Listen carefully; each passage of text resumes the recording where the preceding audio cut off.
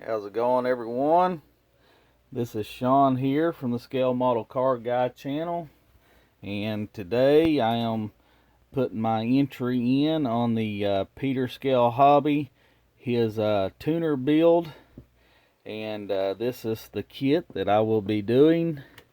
It is a Skyline GTR, and I'm not for sure the year on this one. 73. It's a 73 Skyline GTR, and I haven't started this kit.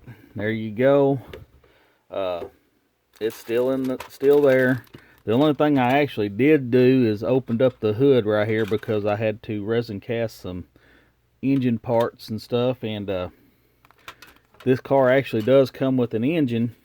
And what I did was I was just testing stuff out and everything, so I went ahead and cut the hood and I cast that engine out of this kit. But that is the kit I will be using. It's not actually been started other than cutting a hood out.